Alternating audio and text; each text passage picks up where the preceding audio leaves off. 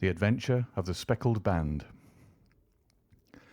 On glancing over my notes of the 70-odd cases in which I have during the last 8 years studied the methods of my friend Sherlock Holmes, I find many tragic, some comic, a large number merely strange, but none commonplace, for working as he did rather for the love of his art than for the acquirement of wealth, he refused to associate himself with any investigation which did not tend towards the unusual and even the fantastic. Of all these varied cases, however, I cannot recall any which presented more singular features than that which was associated with the well-known Surrey family of the Roylotts of Stoke Moran. The events in question occurred in the early days of my association with Holmes, when we were sharing rooms as bachelors in Baker Street. It is possible that I might have placed them upon record before, but a promise of secrecy was made at the time, from which I have only been freed during the last month by the untimely death of the lady to whom the pledge was given. It is perhaps as well that the facts should now come to light, for I have reasons to know that there are widespread rumours as to the death of Dr. Grimsby Roylott, which tend to make the matter even more terrible than the truth. It was early in April in the year '83 that I woke one morning to find Sherlock Holmes standing fully dressed by the side of my bed. He was a late riser, as a rule, and as the clock on the mantelpiece showed me that it was only 7:15, I blinked up at him in some surprise, and perhaps just a little resentment, for I was myself regular in my habits. "Very sorry to knock you up, Watson," said he, "but it's the common lot this morning. Mrs. Hudson has been knocked up. She retorted upon me, and I on you." "What is it, then? A fire?"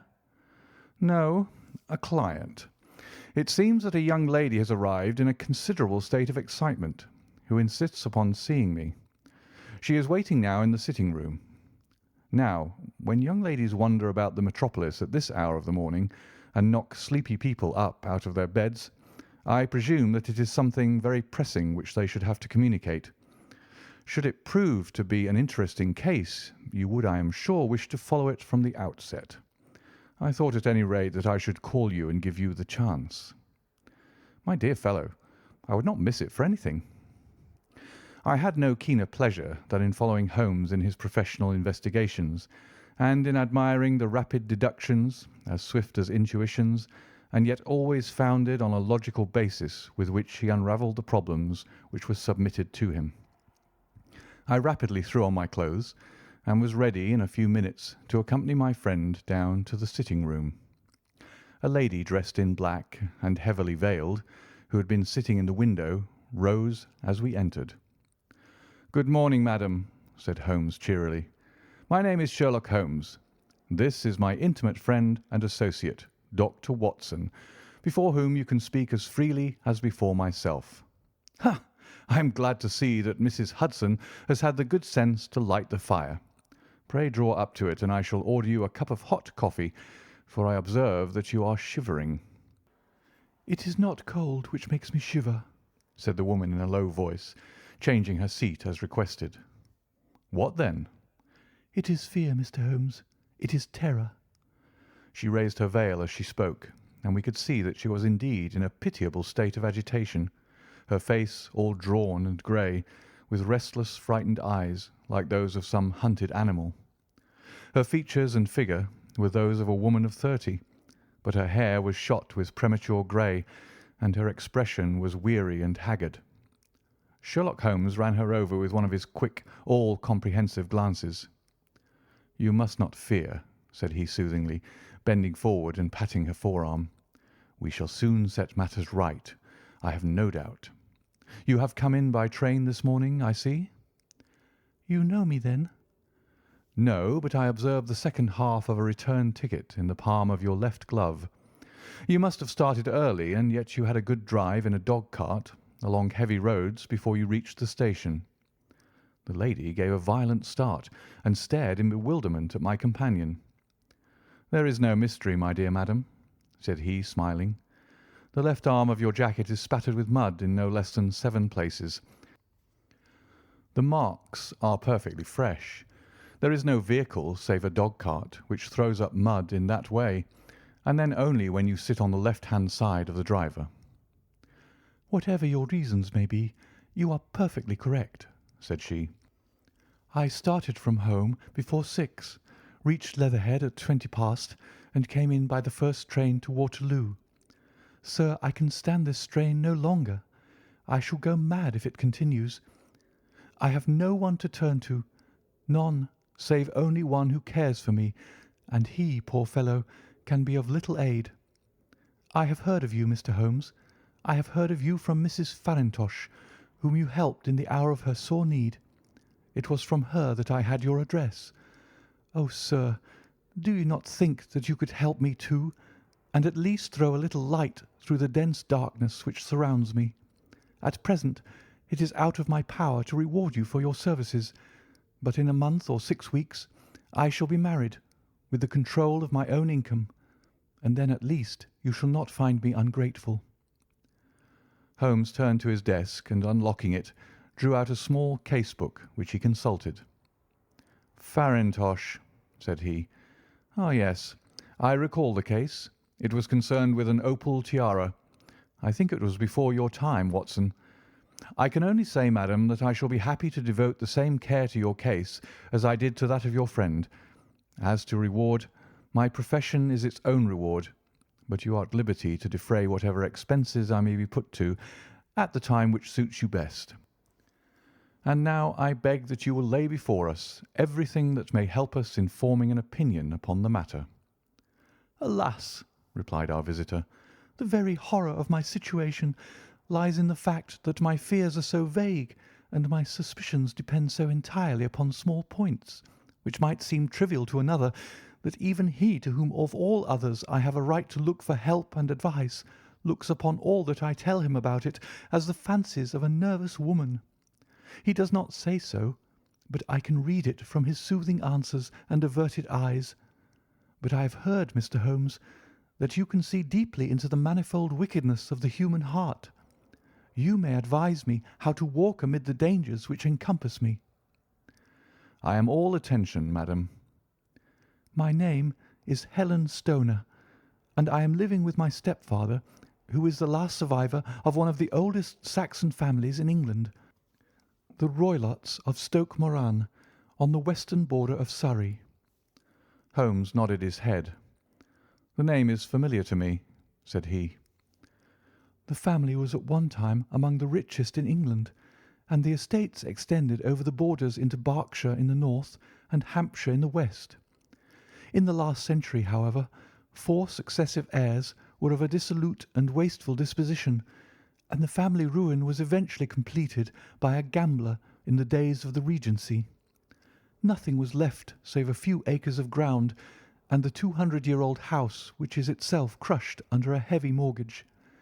The last squire dragged out his existence there, living the horrible life of an aristocratic pauper, but his only son, my stepfather, seeing that he must adapt himself to the new conditions, obtained an advance from a relative, which enabled him to take a medical degree, and went out to Calcutta, where by his professional skill and his force of character he established a large practice. In a fit of anger, however, caused by some robberies which had been perpetrated in the house, he beat his native butler to death, and narrowly escaped a capital sentence.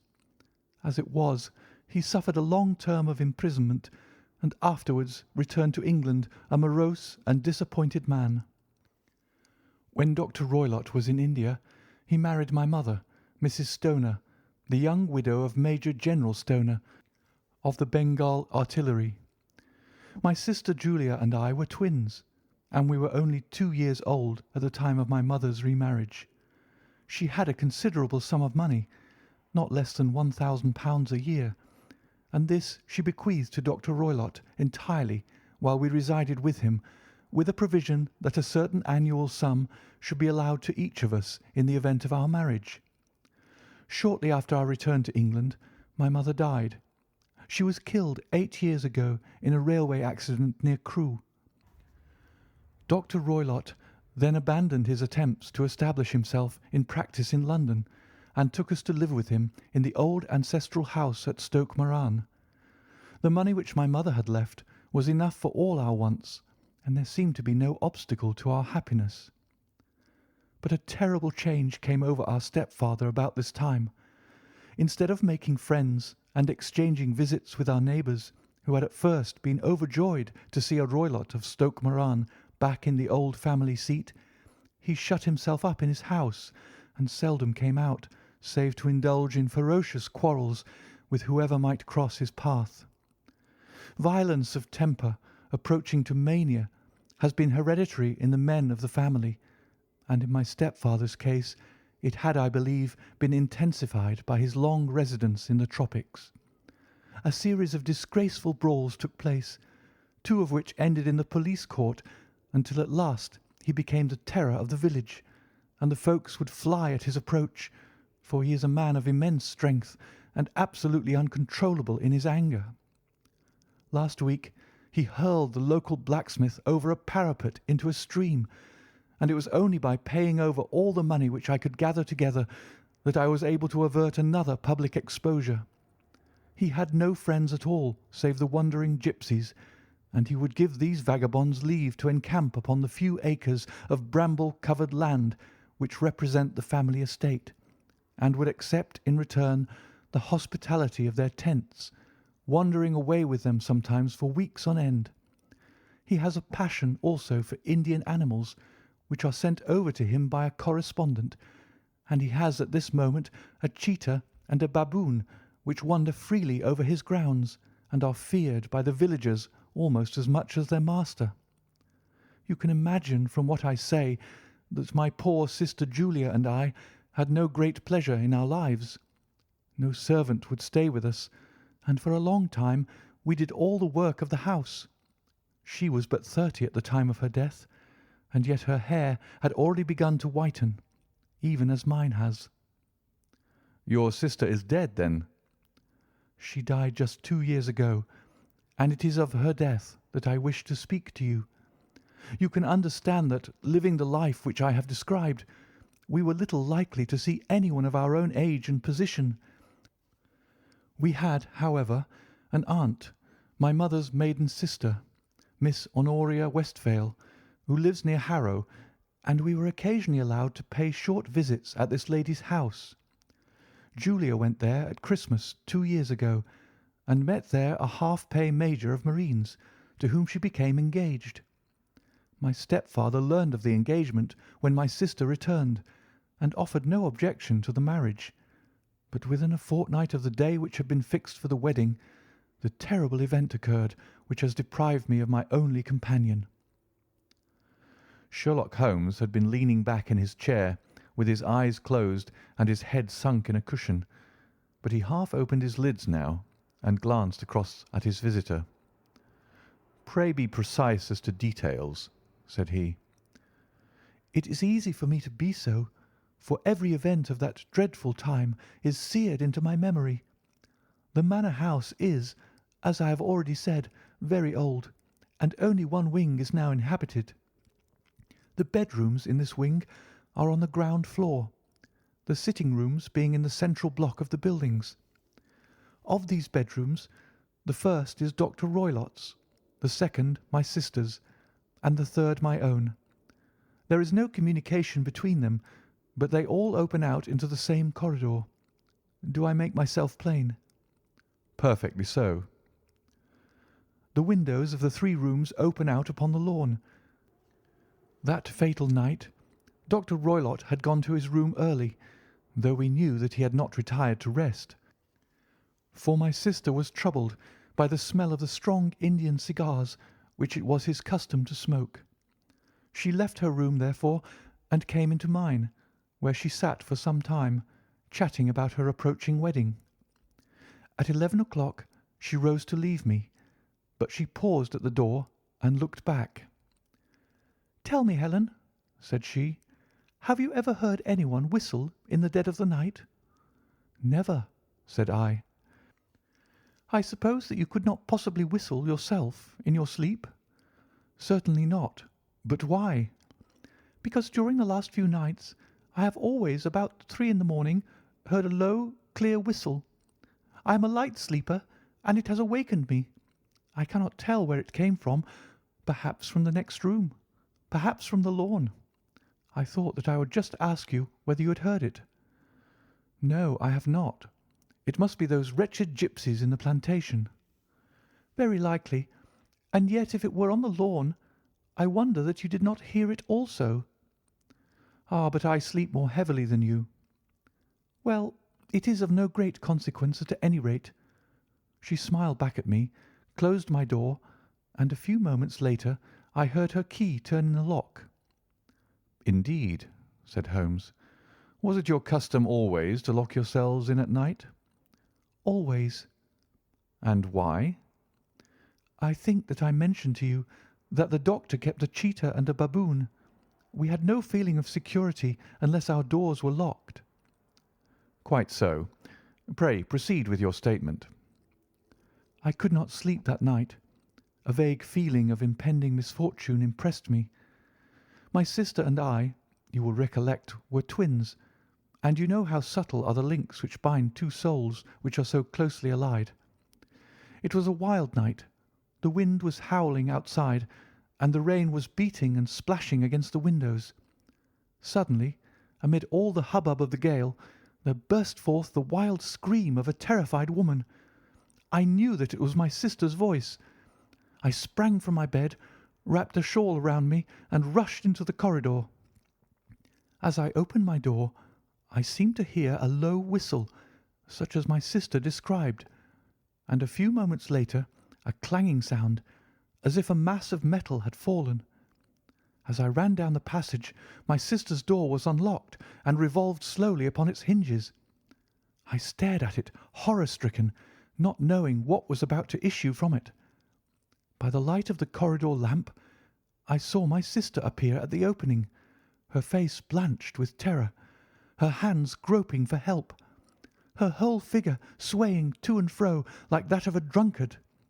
I ran to her and threw my arms around her, but at that moment her knees seemed to give way and she fell to the ground.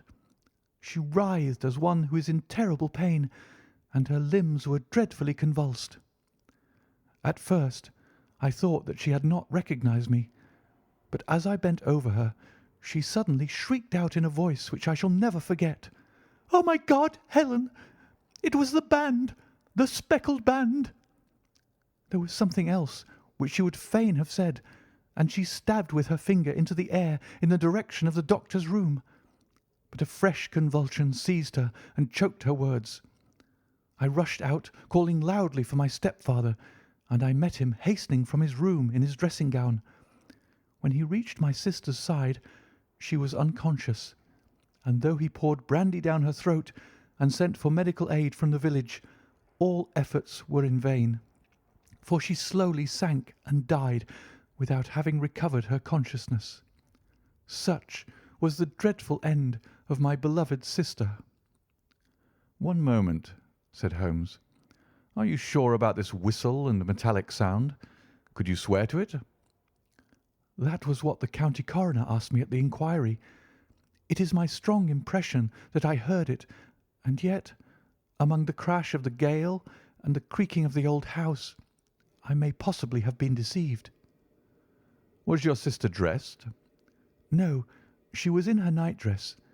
In her right hand was found the charred stump of a match, and in her left a matchbox." "Showing that she had struck a light and looked about her when the alarm took place. That is important. And what conclusions did the coroner come to?" "He investigated the case with great care, for Dr. Roylott's conduct had long been notorious in the county, but he was unable to find any satisfactory cause of death. My evidence showed that the door had been fastened upon the inner side, and the windows were blocked by old-fashioned shutters with broad iron bars, which were secured every night.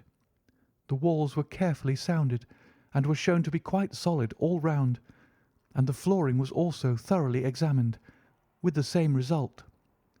The chimney is wide, but is barred up by 4 large staples. It is certain, therefore, that my sister was quite alone when she met her end. Besides, there were no marks of any violence upon her." "How about poison?" "The doctors examined her for it, but without success." "What do you think that this unfortunate lady died of, then?" "It is my belief that she died of pure fear and nervous shock, though what it was that frightened her I cannot imagine." "Were there gipsies in the plantation at the time?" "Yes, there are nearly always some there." "Ah, and what did you gather from this allusion to a band, a speckled band?" "Sometimes I have thought that it was merely the wild talk of delirium, sometimes that it may have referred to some band of people, perhaps to these very gipsies in the plantation. I do not know whether the spotted handkerchiefs which so many of them wear over their heads might have suggested the strange adjective which she used." Holmes shook his head like a man who is far from being satisfied. "These are very deep waters," said he. "Pray go on with your narrative." 2 years have passed since then, and my life has been until lately lonelier than ever. A month ago, however, a dear friend whom I have known for many years has done me the honour to ask my hand in marriage. His name is Armitage, Percy Armitage, the second son of Mr. Armitage of Crane Water, near Reading. My stepfather has offered no opposition to the match, and we are to be married in the course of the spring. 2 days ago some repairs were started in the west wing of the building, and my bedroom wall has been pierced, so that I have had to move into the chamber in which my sister died, and to sleep in the very bed in which she slept. Imagine, then, my thrill of terror when last night, as I lay awake thinking over her terrible fate, I suddenly heard in the silence of the night the low whistle which had been the herald of her own death. I sprang up and lit the lamp, but nothing was to be seen in the room.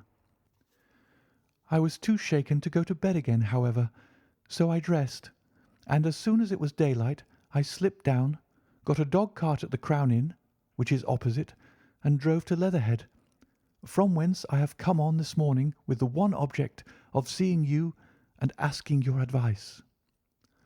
"You have done wisely," said my friend. "But have you told me all?" "Yes, all." "Miss Roylott, you have not. You are screening your stepfather." "Why? What do you mean?" For answer, Holmes pushed back the frill of black lace which fringed the hand that lay upon our visitor's knee. 5 little livid spots, the marks of 4 fingers and a thumb, were printed upon the white wrist. "You have been cruelly used," said Holmes.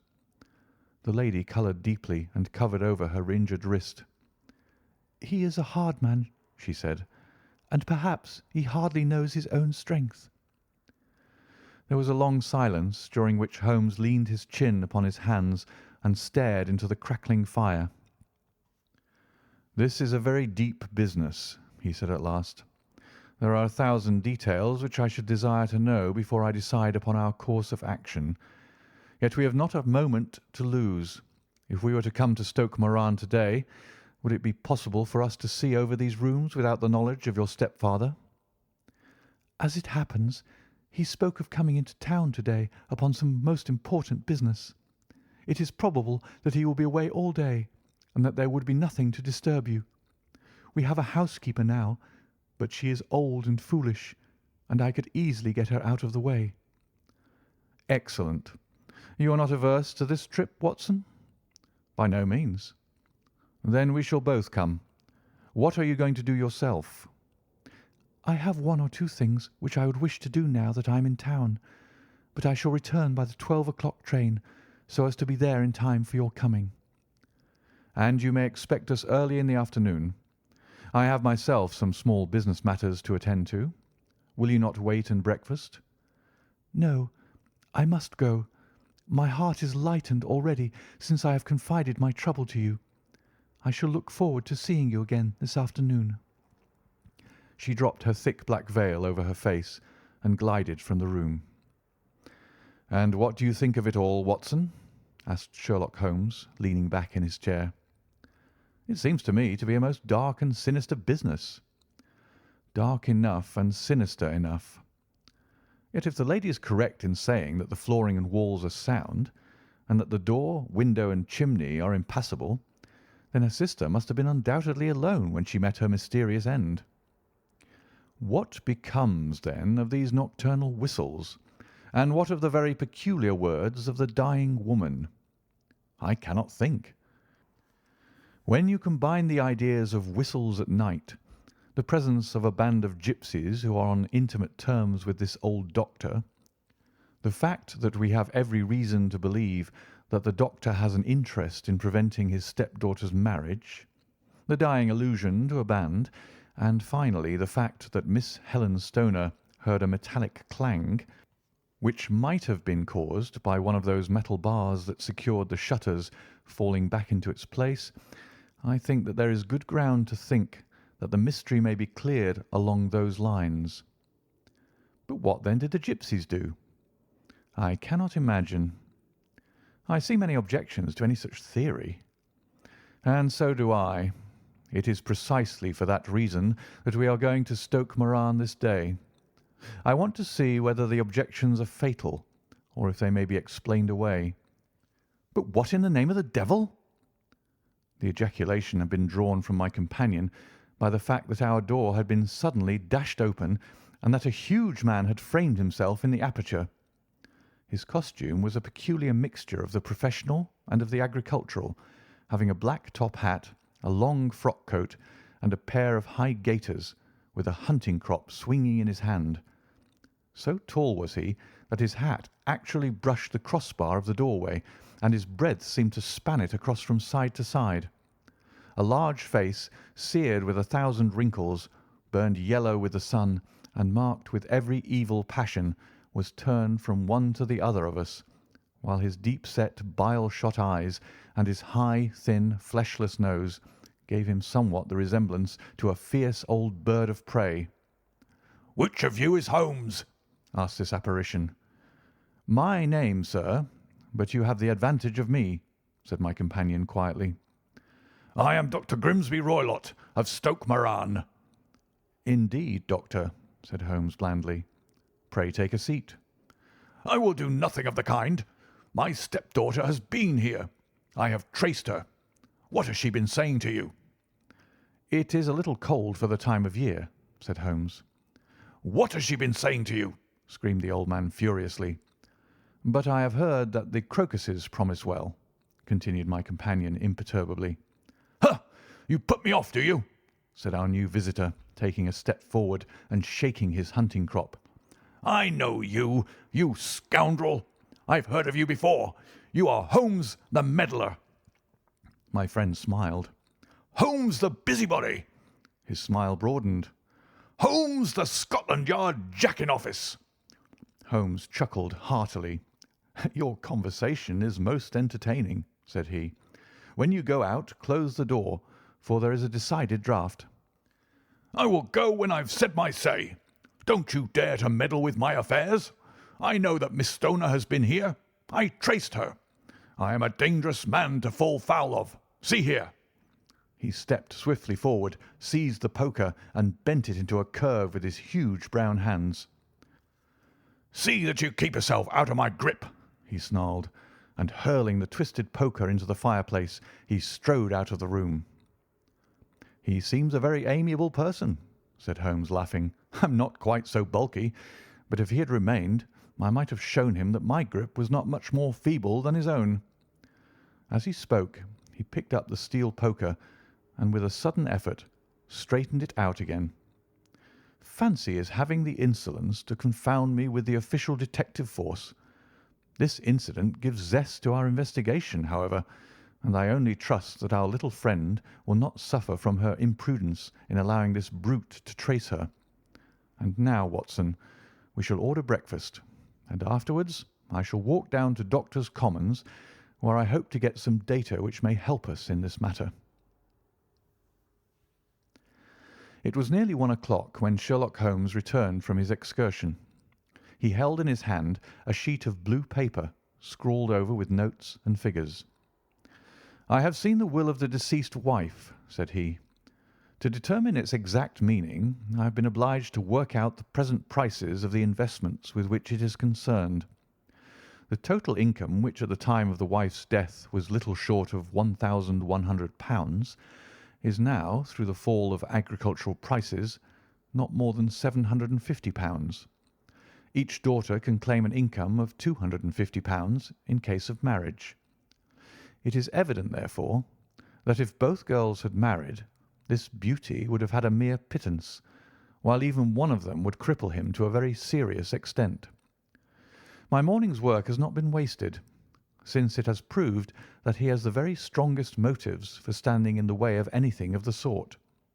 And now, Watson, this is too serious for dawdling, especially as the old man is aware that we are interesting ourselves in his affairs. So, if you are ready, we shall call a cab and drive to Waterloo. I should be very much obliged if you would slip your revolver into your pocket.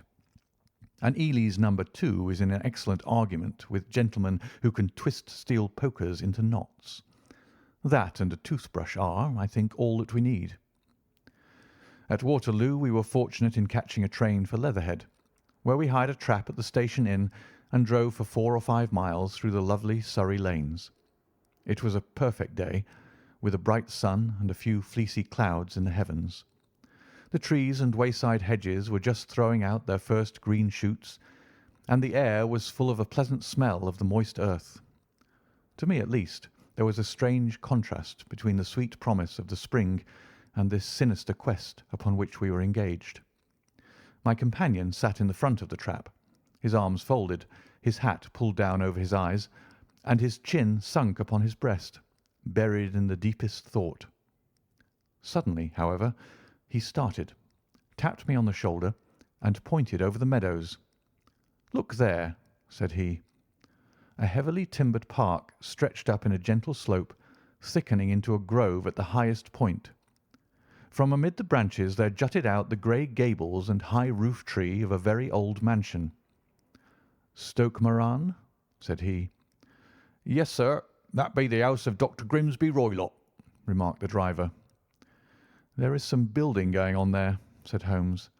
"That is where we are going." "There's the village," said the driver, pointing to a cluster of roofs some distance to the left. "But if you want to get to the house, you'll find it shorter to get over this stile, and so by the footpath over the fields. There it is, where the lady is walking." "And the lady, I fancy, is Miss Stoner," observed Holmes, shading his eyes. "Yes, I think we had better do as you suggest." We got off, paid our fare, and the trap rattled back on its way to Leatherhead. "I thought it as well," said Holmes as we climbed the stile, "that this fellow should think we had come here as architects, or on some definite business. It may stop his gossip. Good afternoon, Miss Stoner. You see that we had been as good as our word." Our client of the morning had hurried forward to meet us with a face which spoke her joy.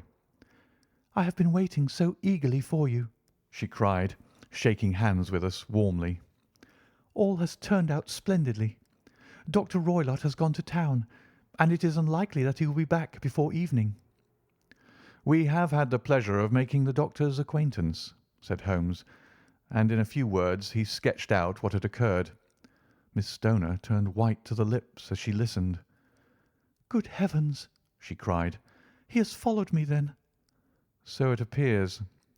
"He is so cunning that I never know when I am safe from him. What will he say when he returns?"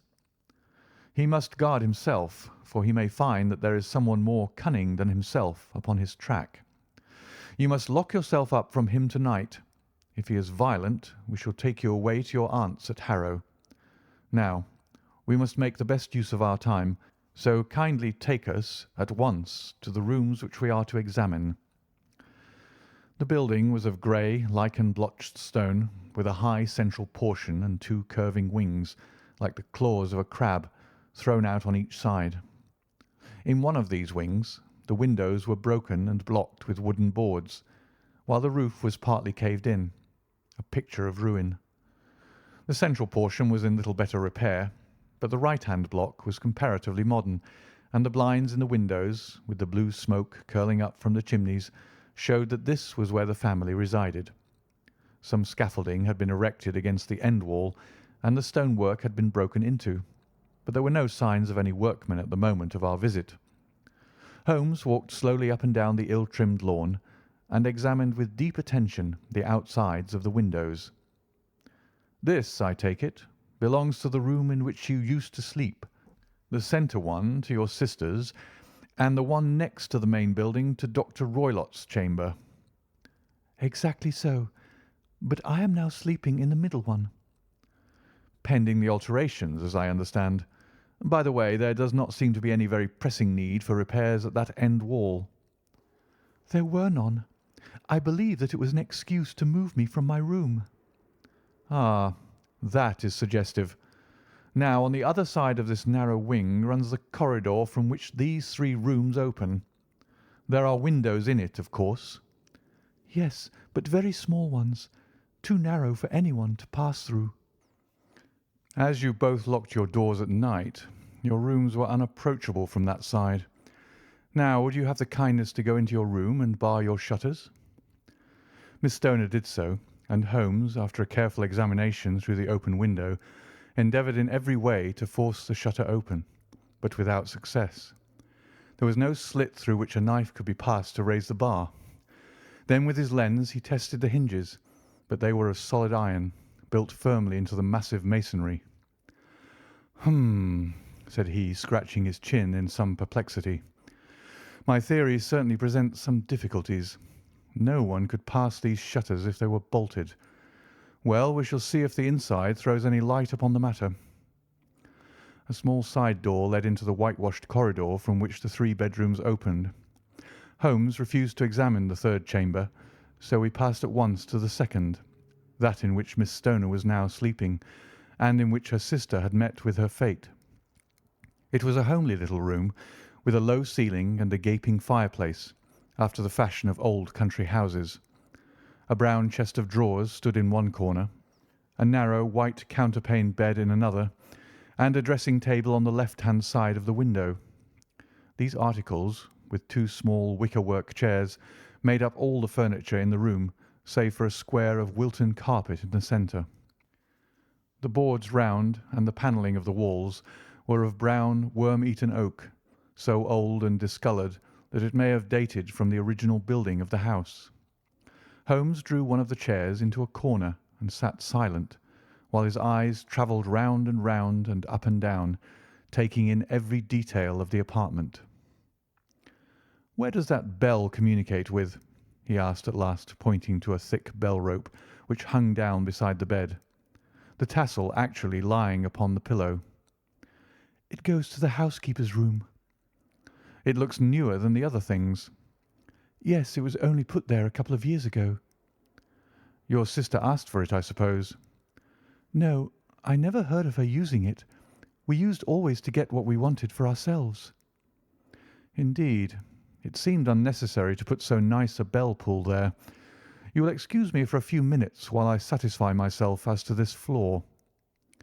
He threw himself down upon his face with his lens in his hand and crawled swiftly backward and forward, examining minutely the cracks between the boards. Then he did the same with the woodwork with which the chamber was panelled. Finally, he walked over to the bed and spent some time in staring at it and in running his eye up and down the wall. Finally, he took the bell rope in his hand and gave it a brisk tug. "Why, it's a dummy," said he. "Won't it ring?" "No, it is not even attached to a wire. This is very interesting. You can see now that it is fastened to a hook just above where the little opening for the ventilator is." "How very absurd! I never noticed that before." "Very strange," muttered Holmes, pulling at the rope. "There are 1 or 2 very singular points about this room.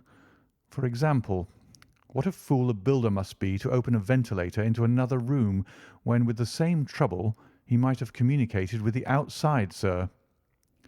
"That is also quite modern," said the lady. "Done about the same time as the bell rope?" remarked Holmes. "Yes, there were several little changes carried out about that time."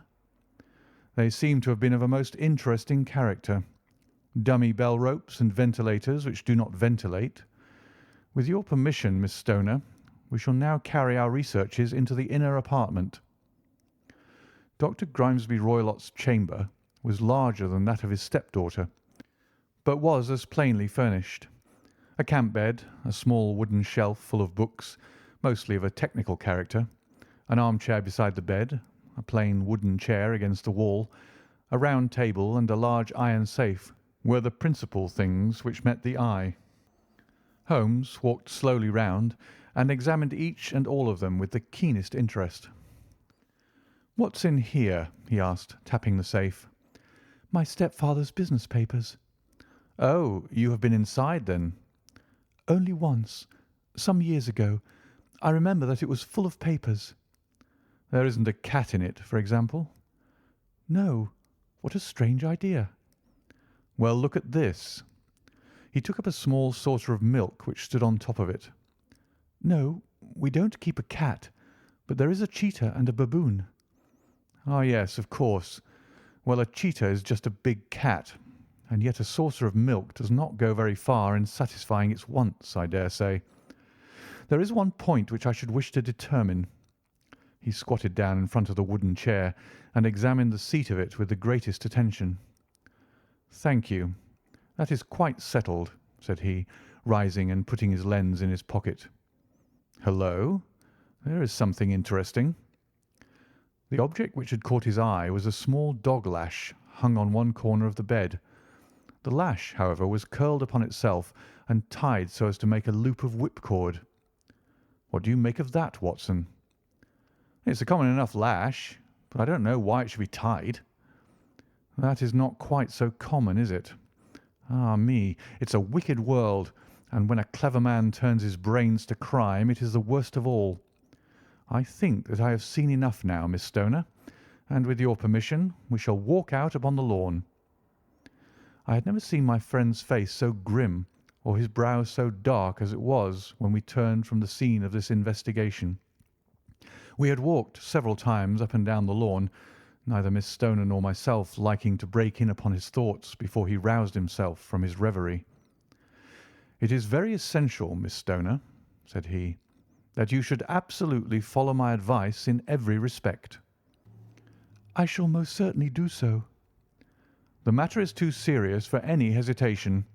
Your life may depend upon your compliance." I assure you that I am in your hands.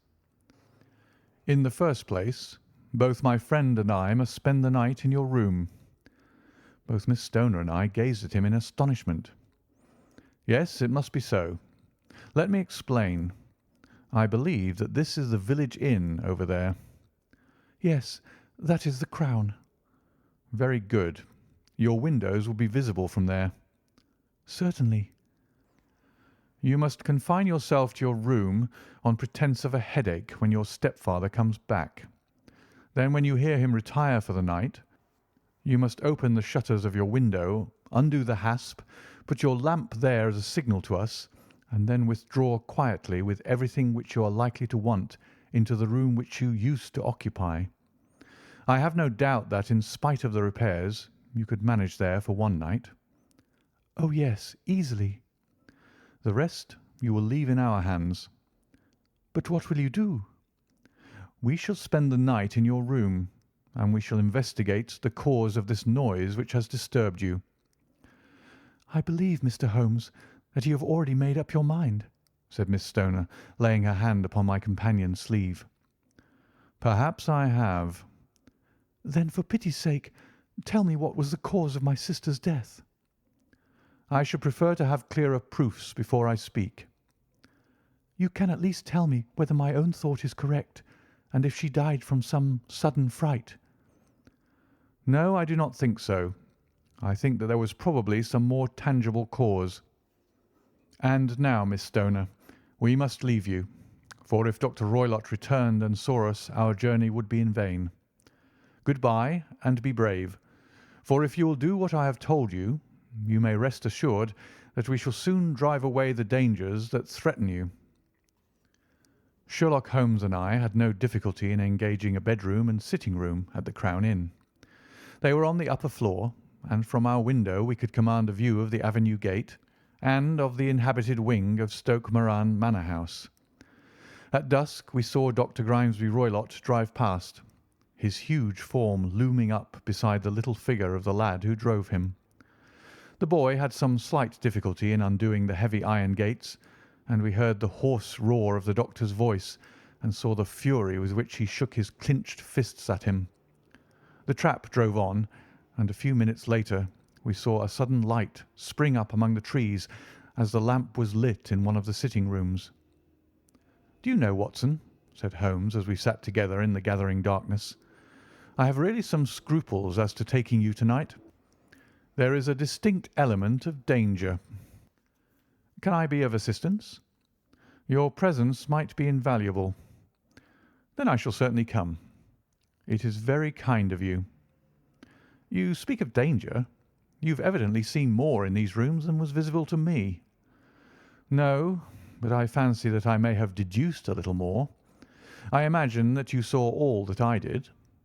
"I saw nothing remarkable save the bell rope, and what purpose that could answer, I confess, is more than I imagine." "You saw the ventilator too?" "Yes, but I don't think that it's such a very unusual thing to have a small opening between two rooms. It was so small that a rat could hardly pass through." "I knew that we should find a ventilator before ever we came to Stoke Moran." "My dear Holmes." "Oh, yes, I did. You remember in her statement she said that her sister could smell Dr. Roylott's cigar. Now, of course, that suggested at once that there must be a communication between the two rooms. It could only be a small one, or it would have been remarked upon at the coroner's inquiry. I deduced a ventilator." "But what harm can there be in that?" "Well, there is at least a curious coincidence of dates. A ventilator is made, a cord is hung, and a lady who sleeps in the bed dies. Does not that strike you?" "I cannot as yet see any connection."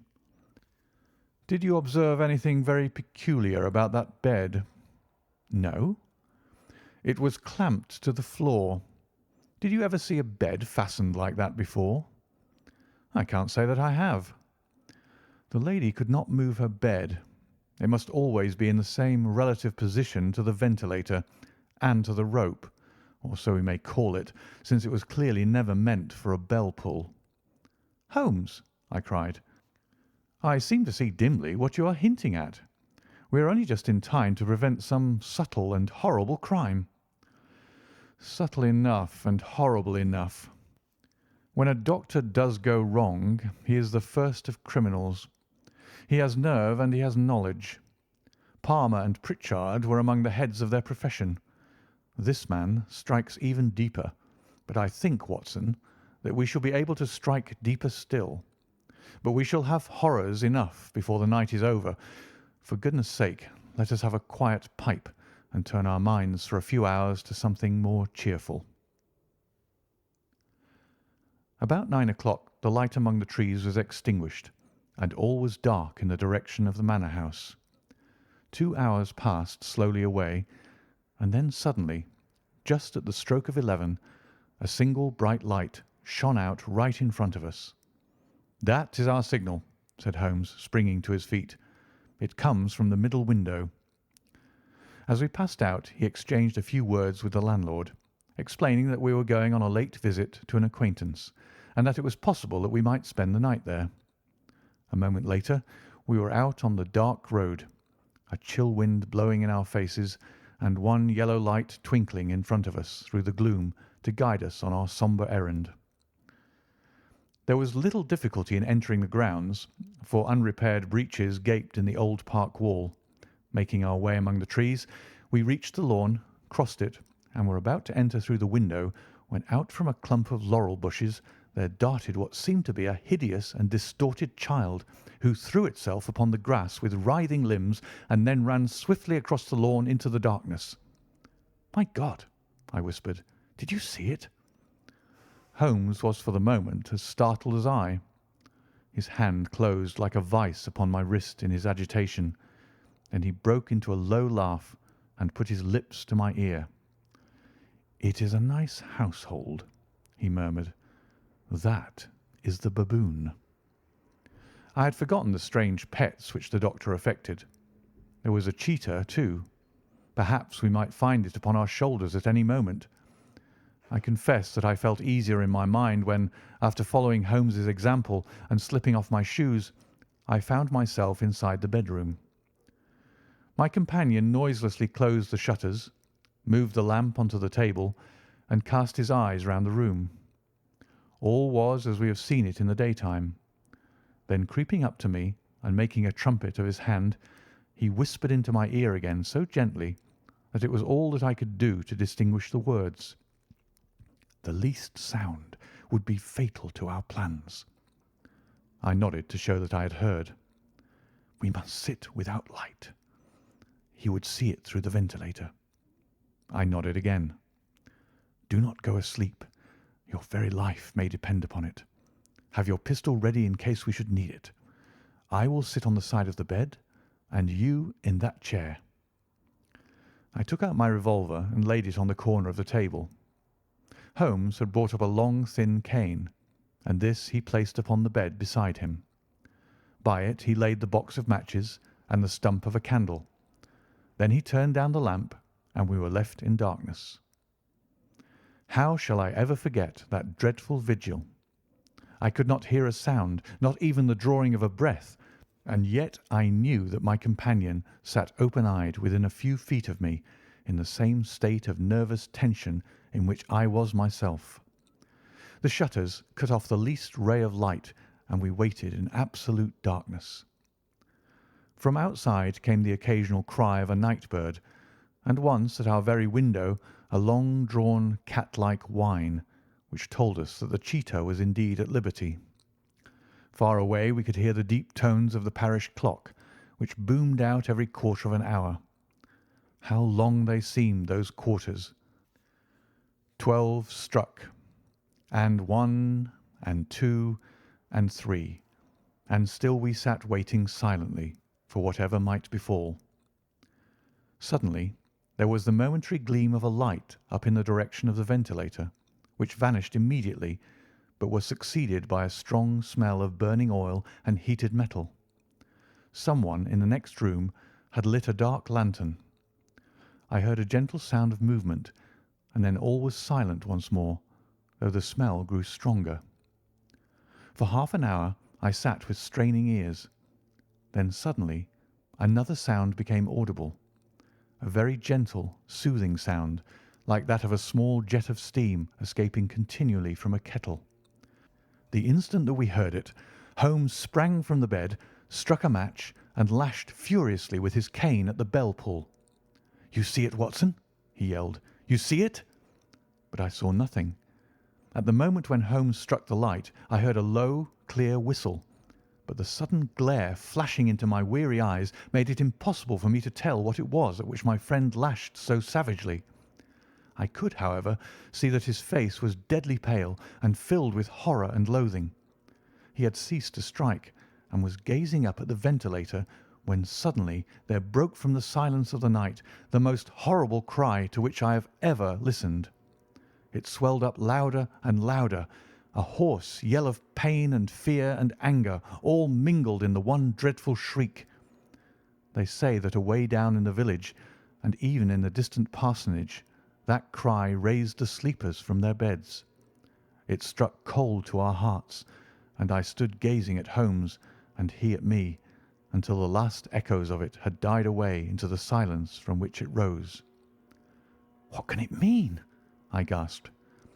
"It means that it is all over," Holmes answered, "and perhaps, after all, it is for the best. Take your pistol and we will enter Dr. Roylott's room." With a grave face he lit the lamp and led the way down the corridor. Twice he struck at the chamber door without any reply from within. Then he turned the handle and entered, I at his heels with the cocked pistol in my hand. It was a singular sight which met our eyes. On the table stood a dark lantern with the shutter half open, throwing a brilliant beam of light upon the iron safe, the door of which was ajar. Beside this table, on the wooden chair, sat Dr. Grimesby Roylott, clad in a long grey dressing gown, his bare ankles protruding beneath, and his feet thrust into red heelless Turkish slippers. Across his lap lay the short stock with the long lash which we had noticed during the day. His chin was cocked upward, and his eyes were fixed in a dreadful, rigid stare at the corner of the ceiling. Round his brow he had a peculiar yellow band with brownish speckles, which seemed to be bound tightly around his head. As we entered, he made neither sound nor motion. "The band, the speckled band," whispered Holmes. I took a step forward. In an instant his strange headgear began to move, and there reared itself from among his hair the squat, diamond-shaped head and puffed neck of a loathsome servant. "It is a swamp adder," cried Holmes, "the deadliest snake in India. He has died within 10 seconds of being bitten. Violence does, in truth, recoil upon the violent, and the schemer falls into the pit which he digs for another. Let us thrust this creature back into its den, and we can then remove Miss Stoner to some place of shelter, and let the county police know what has happened." As he spoke, he drew the dog whip swiftly from the dead man's lap, and throwing the noose round the reptile's neck, he drew it from its horrid perch, and carrying it at arm's length, threw it into the iron safe, which he closed upon it.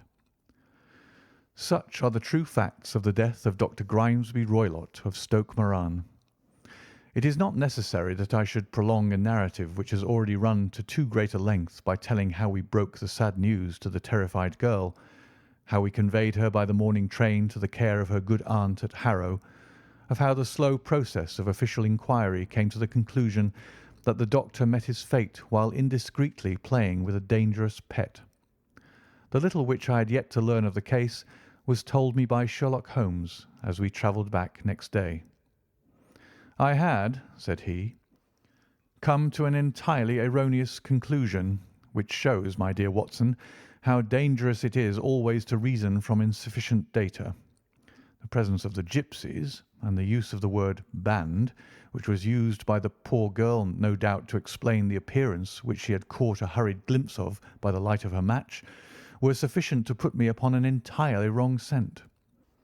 I can only claim the merit that I instantly reconsidered my position when, however, it became clear to me that whatever danger threatened an occupant of the room could not come either from the window or the door. My attention was speedily drawn, as I have already remarked to you, to this ventilator, and to the bell rope which hung down to the bed. The discovery that this was a dummy, and that the bed was clamped to the floor, instantly gave rise to the suspicion that the rope was there as a bridge for something passing through the hole and coming to the bed. The idea of a snake instantly occurred to me, and when I coupled it with my knowledge that the doctor was furnished with a supply of creatures from India, I felt that I was probably on the right track. The idea of using a form of poison which could not possibly be discovered by any chemical test was just such a one as would occur to a clever and ruthless man who had had an Eastern training. The rapidity with which such a poison would take effect would also, from his point of view, be an advantage. It would be a sharp-eyed coroner, indeed, who could distinguish the two little dark punctures which would show where the poison fangs had done their work. Then I thought of the whistle. Of course, he must recall the snake before the morning light revealed it to the victim. He had trained it, probably by the use of the milk which we saw, to return to him when summoned. He would put it through this ventilator at the hour that he thought best, with the certainty that it would crawl down the rope and land on the bed. It might or might not bite the occupant. Perhaps she might escape every night for a week, but sooner or later she must fall a victim. I had come to these conclusions before ever I had entered his room. An inspection of his chair showed me that he had been in the habit of standing on it, which of course would be necessary in order that he should reach the ventilator. The sight of the safe, the saucer of milk, and the loop of whipcord were enough to finally dispel any doubts which may have remained. The metallic clang heard by Miss Stoner was obviously caused by her stepfather hastily closing the door of his safe upon its terrible occupant. Having once made up my mind, you know the steps which I took in order to put the matter to the proof. I heard the creature hiss, as I have no doubt that you did also, and I instantly lit the light and attacked it, with the result of driving it through the ventilator, and also with the result of causing it to turn upon its master at the other side. Some of the blows of my cane came home and roused its snakish temper, so that it flew upon the first person it saw. In this way I am no doubt indirectly responsible for Dr. Grimesby Roylott's death, and I cannot say that it is likely to weigh very heavily upon my conscience. End of The Adventure of the Speckled Band.